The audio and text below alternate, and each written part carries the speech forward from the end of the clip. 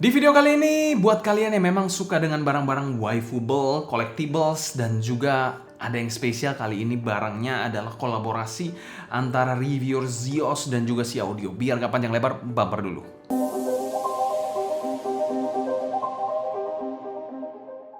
Halo semua, selamat datang channel Sound Dikiti bersama dengan saya Sebastian yang seperti biasa akan sharing info dan racun mengenai dunia personal audio, baik itu audio portable ataupun desktop audio. Di video kali ini ada yang spesial karena in-ear monitor ini merupakan kolaborasi antara Zeos dan juga si Audio. Jadi bukan Crinacle ataupun Bang Habibie. Dan in-ear monitor ini memiliki konfigurasi yang cukup unik juga, jarang saya lihat juga, yaitu satu planar driver 6mm dan juga satu dynamic driver. Nah, yang menarik ini planar drivernya itu di forum online sempat menjadi perbincangan yang cukup hangat, tapi kita tidak ada kapabilitas secara teknis untuk menjudge di situ. Yang penting sebenarnya suaranya karena tuningannya sudah dihandle oleh Bang Zeos. Dan in-ear monitor ini juga memiliki kabel dual pin yang normal-normal aja, tidak seperti kabel-kabel kaset yang tentu saja detachable. Untuk harga sendiri, in-ear monitor ini dipasarkan di angka 1,4 jutaan. Harga yang kita bilang cukup banyak kompetisinya. Dan untuk video sponsor hari ini, thanks to HiFiGo. Buat kalian yang belum tahu HiFiGo adalah salah satu online audio retailer yang memiliki barang-barang yang sangat lengkap dan tentu saja free ongkir. Jadi kalian tidak usah mikir mengenai ongkirnya. Kalian cari barang apapun di HiFiGo ada. Dan tentu saja ada diskon-diskon yang menarik kalau kalian pantengin secara berkala. Dan disclaimer juga, semua review ini adalah 100% opini pribadi saya. Selanjutnya kita bahas packaging dari si Audio Ringco ini. Pernah kita bahas juga packagingnya pada video terpisah, jadi kalian bisa cek aja di link di atas. Dan secara umum packagingnya bisa dikategorikan cukup lengkap dan diberikan case yang juga sangat mewah. Dan secara umum kami berikan skor A- untuk packagingnya. Tentu saja ini packaging yang tidak boleh kalian lewatkan kalau memang kalian suka dengan waifu content yang tentu saja collectible banget dan juga memiliki packaging yang bisa dikategorikan juga lengkap.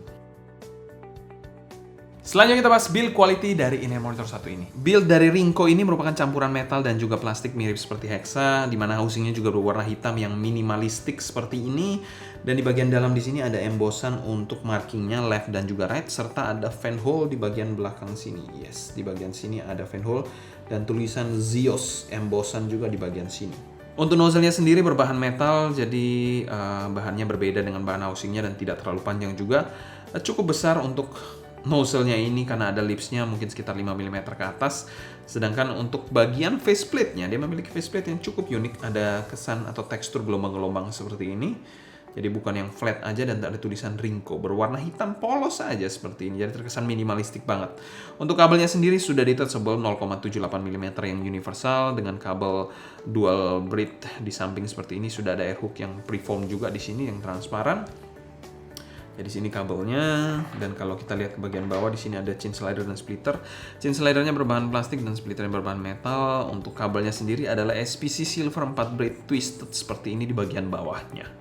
Lalu kalau kita lihat turun lagi ke bagian bawahnya, cukup rapi ya.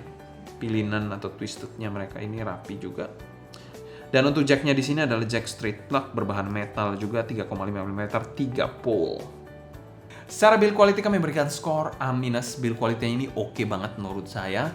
Kalau untuk desainnya sebenarnya selera sih, tapi menurut saya dia menyajikan desain yang minimalistik. Selanjutnya kita bahas fitting dari si Audio Ringco. Secara housing sendiri dia mengingatkan saya seperti SSR atau SSP tapi lebih besar, di mana housingnya ini bisa dikategorikan sedang mengarah ke kecil.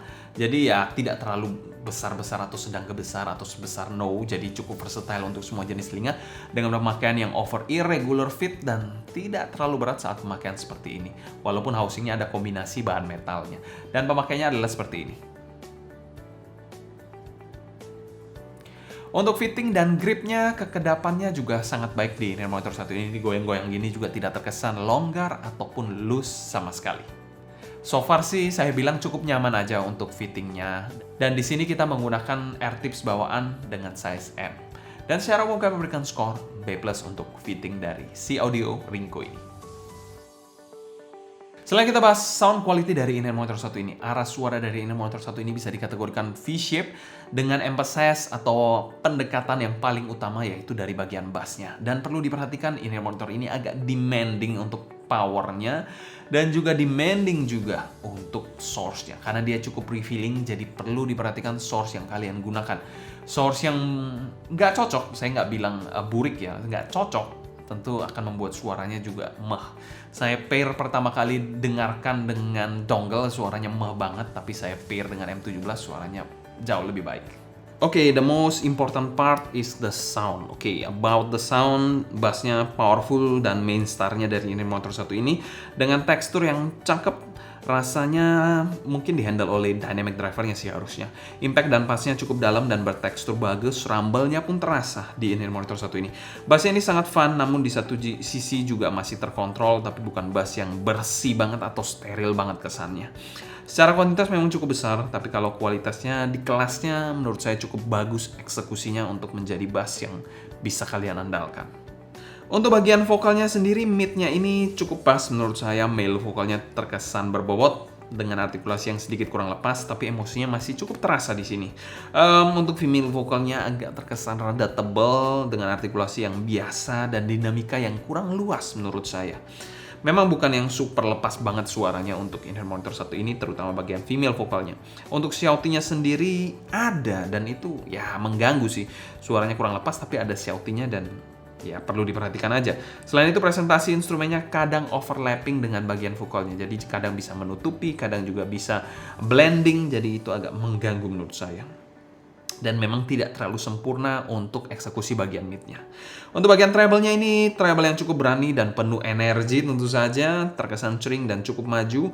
Memang rada bright, tapi cocok mungkin untuk kalian yang suka treble, tapi kalau mungkin kalian yang agak sensitif terasa hot dan mengganggu treble-nya. Selain itu ekstensinya cukup bagus dengan detail yang cukup keluar menurut saya. Untuk sibilance-nya masih cukup aman di ini monitor satu ini, thanks God. Kalau nggak sudah shouty, sibilance lagi kacau. Dan secara keseluruhan tonalitas dari Ringko ini kami berikan skor B. Memang eksekusinya untuk bagian vokalnya kurang rapi. Walaupun treble-nya menurut saya oke eksekusinya dan bass-nya oke eksekusinya. Tapi mid-nya itu paling penting sih. Salah satu fondasi yang paling penting juga. Karena saya cukup banyak mendengarkan lagu-lagu yang banyak vokalnya. Selain kita bahas teknikalitas dari in-ear monitor satu ini, presentasi dari in-ear monitor satu ini bisa dikategorikan presentasi yang lively dan juga dinamis. Untuk timbernya menurut saya di kelas harganya not the best, jadi bukan timber yang neutral banget, karena mungkin juga faktor dari tuningannya yang menurut saya agak sedikit berbeda aja atau anti mainstream. Untuk soundstage-nya sendiri nggak terlalu spesial-spesial banget, nggak terlalu lebar, agak terkesan sempit dengan kesan depth yang kurang dan juga hit yang nggak spesial-spesial juga. Jadi ya simply 2D yang ya sempit sih menurut saya. Untuk detailnya menurut saya cukupan aja. Untuk clarity-nya menurut saya, clarity dari in-ear monitor satu ini cukup spesial untuk instrumen-instrumen brass. Tapi kalau kita bilang bagian vokalnya agak sedikit ketahan dan kurang lepas kesannya. Separasi imaging dan positioning, separasinya ini cukup oke, dipisah-pisahkan dengan cukup baik di sini. Lalu kalau kita bilang imaging, kesan layering-nya ini kurang karena memang terkesan lebih ke arah 2D. Walaupun center image-nya cukup bagus pas di tengah dan positioning yang menurut saya kurang tersebar luas aja, jadi tidak bisa distinct gimana-gimana gitu. Karena memang soundstage-nya juga agak sempit. Dan secara umum kami berikan skor B- untuk teknikalitas in-ear monitor satu ini. Setelah kita bahas pro dan cons dari in-ear monitor satu ini. Cons dari in-ear monitor satu ini ada shouty-nya. Cons yang kedua yaitu in-ear monitor ini not really neutral sounding and tuning. Jadi ya itu agak sedikit segmented aja menurut saya.